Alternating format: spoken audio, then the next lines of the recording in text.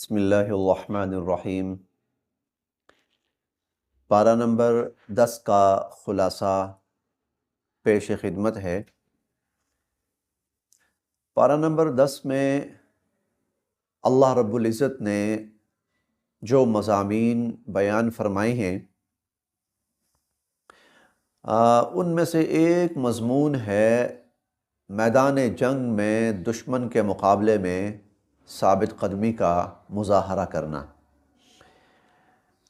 چونکہ غزوہ بدر چل رہا ہے 9ویں پارے کے آخر میں بھی اور 10ویں پارے کے شروع میں بھی غزوہ بدر چل رہا ہے، تو غزوہ بدر کو سامنے رکھتے ہوئے اللہ رب العزت نے دشمن کے مقابلے میں کامیابی کے لیے، فتح کے لیے چند اصول بیان فرمائے ہیں۔ ان میں سے پہلا اصول یہ بیان فرمایا کہ اذا لقیتم فئۃ فاثبتوا، پہلی چیز ثابت قدمی ہے کہ جتنا مرضی دشمن کا سخت وار ہو، ثابت قدمی کا مظاہرہ کرنا ہے۔ نمبر 2، وَاذْكُرُوا اللَّهَ كَثِيرًا، میدان جنگ میں بھی جا کر اللہ کو نہیں بھولنا، اللہ کا ذکر تمہاری زبانوں پر جاری رہے۔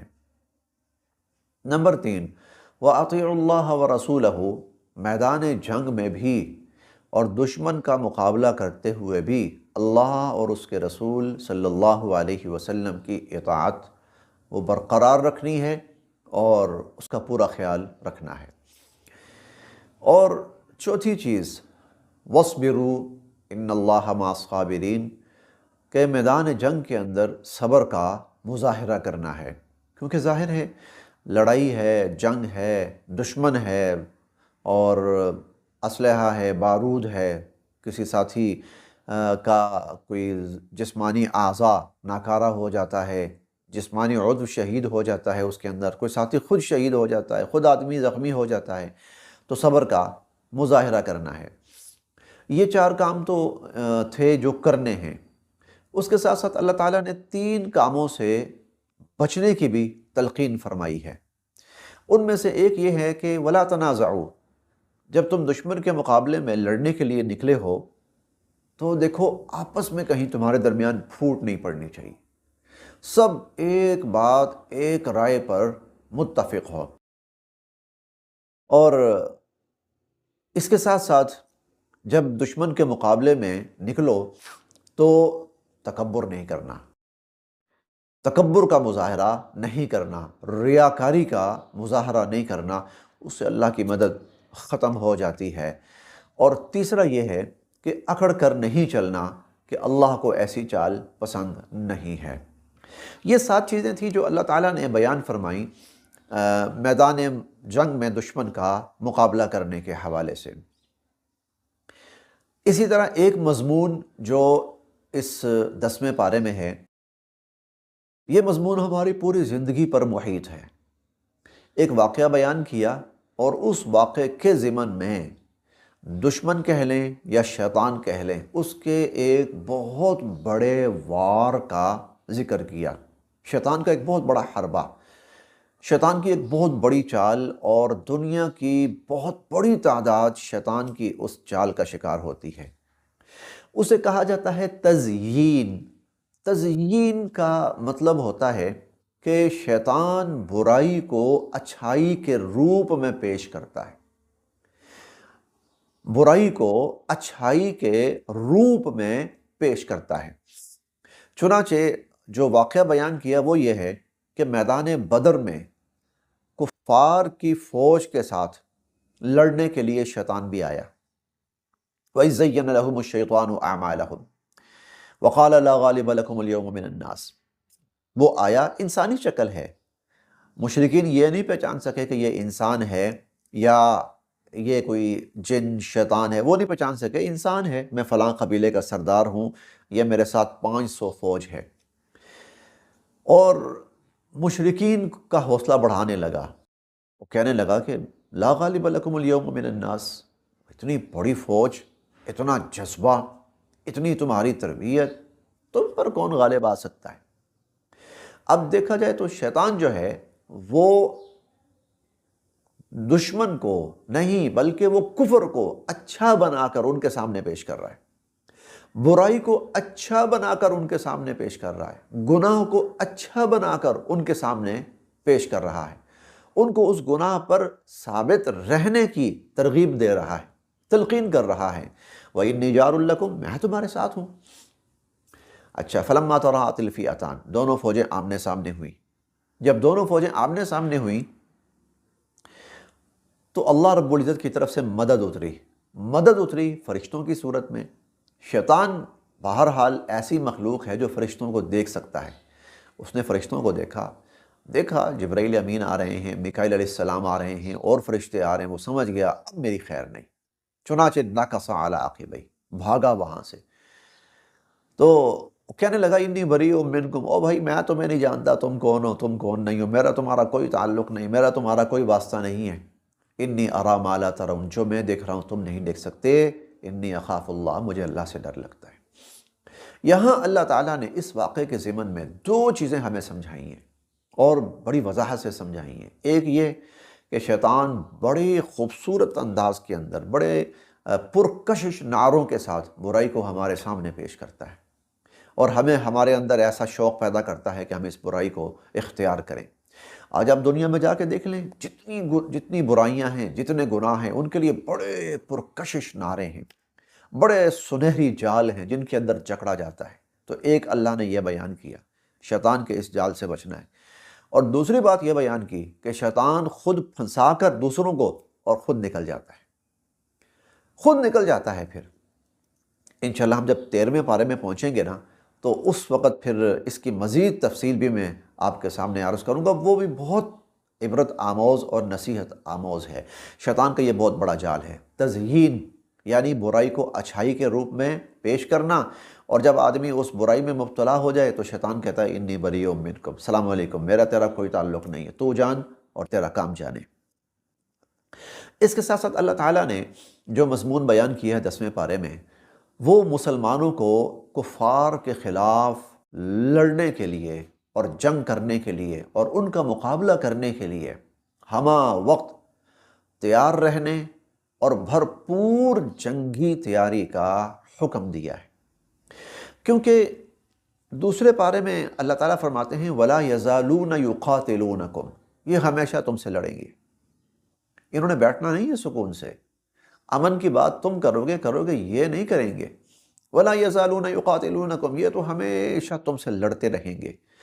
جب کفر نے ہمیشہ مسلمان سے لڑنا ہے تو مسلمان سے کہا تو تیار رہے، تیری طرف سے غفلت نہ ہو۔ وَلَا تُلْقُوا بِأَيْدِيكُمْ إِلَى التَّهْلُكَةِ، غفلت میں پڑھ کر، اپنی دنیا میں منہمک ہو کر اپنے آپ کو ہلاکت میں نہ ڈال دینا۔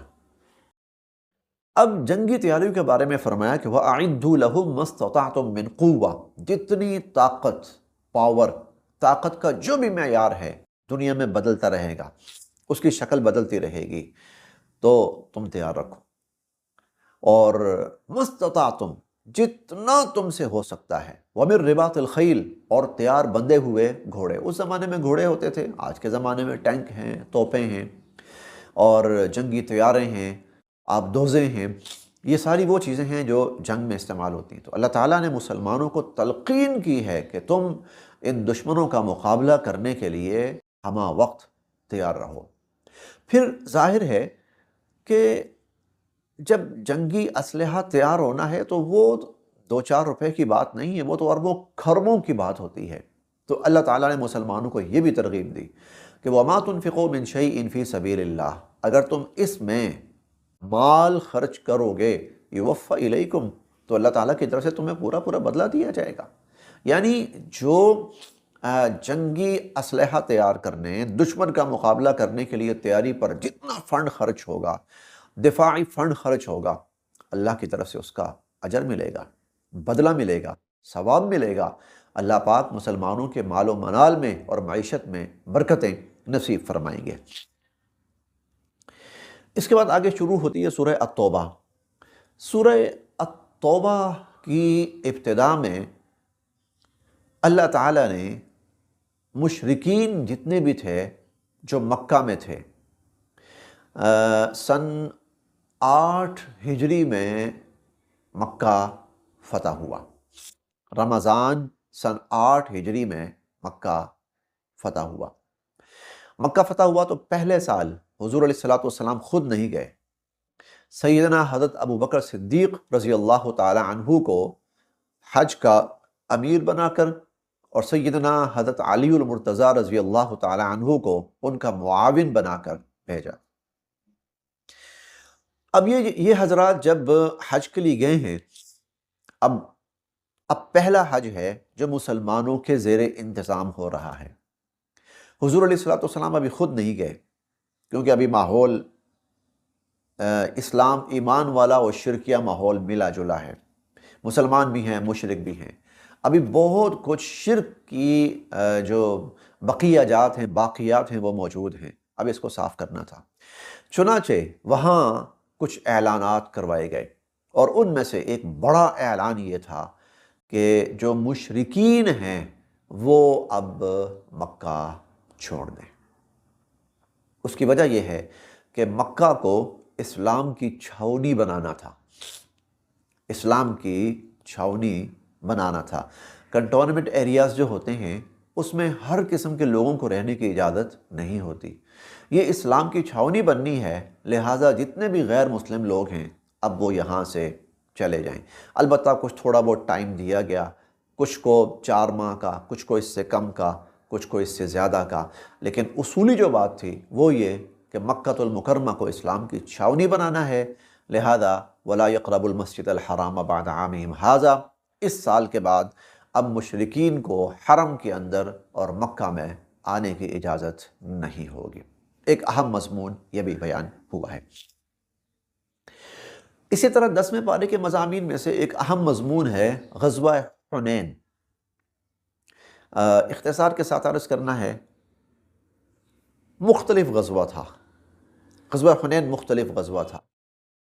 اس سے پہلے جب مسلمانوں کی لڑائی ہوتی تھی تو مسلمان بظاہر تعداد کے اعتبار سے کم، اسلحے کے اعتبار سے کم، اور مسلمانوں کی پوزیشن نسبتاً کمزور ہوتی تھی۔ اس سے پہلے بدر کو دیکھ لیجئے، غزوہ احد کو دیکھ لیجئے، احزاب کو دیکھ لیجئے۔ لیکن غزوہ حنین جو ہوا ہے فتح مکہ کے بعد، اس میں مسلمانوں کی پوزیشن بڑی سٹرونگ تھی، اور اس سٹرونگ پوزیشن نے مسلمانوں کی تعداد 24,000 کے قریب تھی، کہ بہت بڑی تعداد ہے، اسلحے کی کمی نہیں ہے، اور مسلمان مکہ پہ فاتح ہو چکے ہیں، ایک کمانڈنگ پوزیشن ہے۔ یہاں پر نا مسلمانوں کے ذہن میں یہ آیا، اب تو مسئلہ ہی کوئی نہیں ہے، اب تو ہمیں شکست ہو ہی نہیں سکتی، اب تو فتح ملنی ہی ملنی ہے۔ اذ اعجبتکم کثرتکم، جب تمہیں اپنی تعداد کی زیادتی اور تمہیں اپنی کثرت بڑی بھلی لگ رہی تھی، اللہ کو یہ چیز پسند نہیں آئی کہ ابھی سے ہی نظر اللہ سے ہٹ کر زمین پر آ رہی ہے، دنیاوی چیزوں پہ آ رہی ہے، لوگوں پر آ رہی ہے، تعداد پر آ رہی ہے۔ چنانچہ مسلمانوں کے لیے ایک مشکل گھڑی آئی وہاں پر، اچانک ایسا غیر متوقع حملہ دشمن کی طرف سے ہوا، اور مسلمانوں کے پاؤں اکھڑ گئے۔ وقتی طور پر مسلمان شدید نقصان سے دوچار ہوئے، لیکن پھر فَأَنزَلَ اللَّهُ سَكِينَتَهُ عَلَى رَسُولِهِ وَعَلَى الْمُؤْمِنِينَ، پھر اللہ رب العزت نے وہ جو ایک سبق دینا تھا وہ سبق مل گیا، قدم اکھڑ گئے، نقصان اٹھانا پڑ گیا، وقتی طور پر مسلمان تتر بتر ہو گئے، سبق دے دیا، کہاں گئی تمہاری تعداد کی کثرت جس پر تم فخر کر رہے تھے، جس پر تم خوش ہو رہے تھے۔ وَضَاقَتْ عَلَيْكُمُ الْأَرْضُ بِمَا رَحُبَتْ، اتنی وسیع زمین تھی، تنگ ہو گئی، جگہ نہیں مل رہی تھی چھپنے کی، کہاں چھپیں، اور ثُمَّ وَلَّيْتُمْ مُدْبِرِينَ، اور تم پیٹھ پھیر کر بھاگے۔ ثُمَّ أَنزَلَ اللَّهُ سَكِينَتَهُ، پھر اللہ تعالیٰ کی طرف سے تسکین نازل ہوئی، پھر حضور علیہ الصلوۃ والسلام نے مسلمانوں کو جمع کیا، اور پھر اس کے بعد اللہ تعالیٰ نے فتح عطا فرمائی، سبق دیا بہت بڑا۔ کبھی اللہ سے نظر نہیں ہٹانی، اللہ کی مدد اور نصرت شامل حال ہے، اکیلا بندہ دشمن کی پوری فوج پر حاوی ہے، اور اگر اللہ کی مدد اور نصرت وہ ہٹ جائے، وَإِن يَخْذُلْكُمْ، چوتھے پارے میں ہم نے پڑھا إِن يَنْصُرْكُمُ اللَّهُ فَلَا غَالِبَ لَكُمْ، اگر اللہ تمہاری مدد کرے نا تو کوئی تم پر غالب نہیں آ سکتا، اور وَإِن يَخْذُلْكُمْ، اور اگر اللہ مدد چھوڑ دیں، فَمَنْ ذَا الَّذِي يَنْصُرُكُمْ مِنْ بَعْدِهِ، تو اللہ کے بعد کون ہے جو تمہاری مدد کر سکے۔ تو یہ ایسا ہوا۔ تو مدد ہمیشہ اللہ کی طرف سے آنی ہے اور نظر ہمیشہ اللہ کی ذات پر رکھنی ہے۔ وَمَن النَّصْرُ إِلَّا مِنْ عِنْدِ اللَّهِ، مدد اللہ کی طرف سے ہی آئے گی۔ غزوہ حنین اس کا بہت بڑا سبق۔ اسی طرح اس پارے کے مضامین میں سے ایک بڑا مضمون ہے یہود و نصارہ کا بدترین شرک، اور وہ یہ کہ وقالت الیہود عزیر ابن اللہ، یہود کہتے تھے عزیر علیہ السلام اللہ کے بیٹے ہیں۔ وقالت النصارہ، اور عیسائی کہتے تھے المسیح ابن اللہ، عیسیٰ علیہ السلام اللہ کے بیٹے۔ یہود نے عزیر علیہ السلام کو اللہ کا بیٹا بنایا، نصارہ نے عیسیٰ علیہ السلام کو اللہ کا بیٹا بنایا، اور یہ حرکت کر کے دونوں کے دونوں گمراہ ہوئے، دونوں کے دونوں شرک میں مبتلا ہوئے۔ اور اگلی آیت میں آ رہا ہے وَمَا أُمِرُوا إِلَّا لِيَعْبُدُوا اللَّهَ مُخْلِصِينَ لَهُ الدِّينَ، حالانکہ حکم یہ دیا گیا تھا صرف اللہ کی عبادت کرنی ہے۔ یہ اللہ کو چھوڑ کر عزیر علیہ السلام کو، عیسیٰ علیہ السلام کو، بلکہ اپنے جو بعد کے پیشوا تھے مذہبی، ان کو پوجنا شروع ہو گئے تھے۔ یہ بدترین شرک تھا جس کا اللہ تعالیٰ نے یہاں پر ذکر کیا، اور ساتھ یہ بھی فرمایا قاتلہم اللہ انا یؤفکون، یہ ان پر اللہ کی مار پڑے، یہ کن گمراہیوں میں مبتلا ہو گئے۔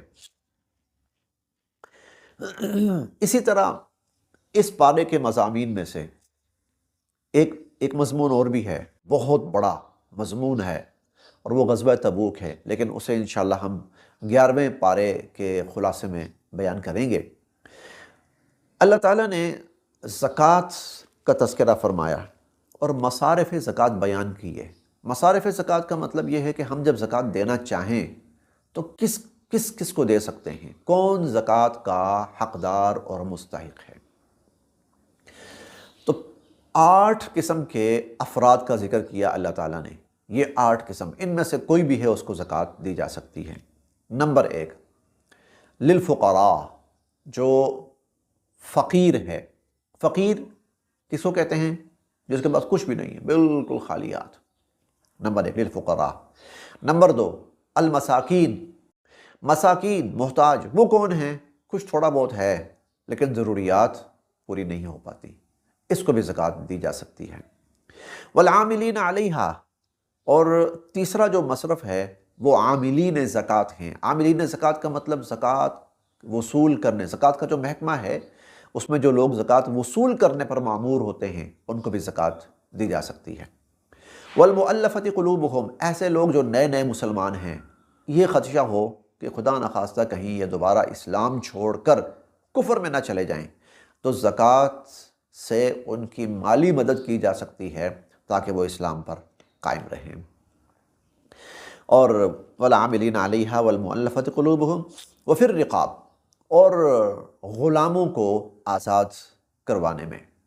غلام ہے تو وہ آزادی چاہتا ہے، اور آزادی کے لیے اس کو کچھ پیسوں کی ضرورت ہے، تو پیسوں سے اس کی مدد کی جا سکتی ہے تاکہ وہ غلامی سے آزادی حاصل کرے۔ والغارمین، مقروض، ایسا مقروض جس نے اپنی ضروریات کے لیے قرض لیا لیکن اب قرض ادا کرنے کی کوئی سکت نہیں اس کے پاس۔ ایک تو یہ ہے کہ مقروض ہے لیکن ادا ہو جائے گا، یہاں سے پیسے آئیں گے، یہاں چلے جائیں گے، یہاں سے آئے گا، یہاں سے ادا ہو جائے گا، وہاں سے آئے گا، نہیں، اس کے پاس اپنے قرض کی ادائیگی کی کوئی شکل نہیں ہے۔ تو وہ جو مقروض ہے، اس مقروض کا قرض ادا کرنے میں بھی زکوٰۃ سے مدد کی جا سکتی ہے، اس کو زکوٰۃ دی جا سکتی ہے۔ نمبر 7 وفی سبیل اللہ، اللہ کے دین کی خدمت کے لیے، اللہ کے دین کی، جو لوگ اللہ کے دین کی خدمت میں مصروف ہیں اور وہ اتنی سکت نہیں رکھتے کہ اپنی ضروریات پوری کر سکیں، یعنی دین کے کاموں میں اس طرح سے مشغول ہیں کہ وہ کما نہیں سکتے، تو زکوٰۃ سے ان کی مدد بھی کی جا سکتی ہے، ان کو زکوٰۃ دی جا سکتی ہے۔ اور 8واں جو مصرف ہے وابن السبیل، وہ ہے مسافر، یعنی کوئی ایسا شخص جو کہیں حالت سفر میں ہے اور وہ کسی وجہ سے پیسے نہیں اس کے پاس، وہ مجبور ہو گیا ہے، تو زکوٰۃ سے اس کی بھی مدد کی جا سکتی ہے۔ یہ 8 مصارف زکوٰۃ ہیں، مستحقین زکوٰۃ ہیں، زکوٰۃ کے حقدار، ان کو زکوٰۃ دی جا سکتی ہے۔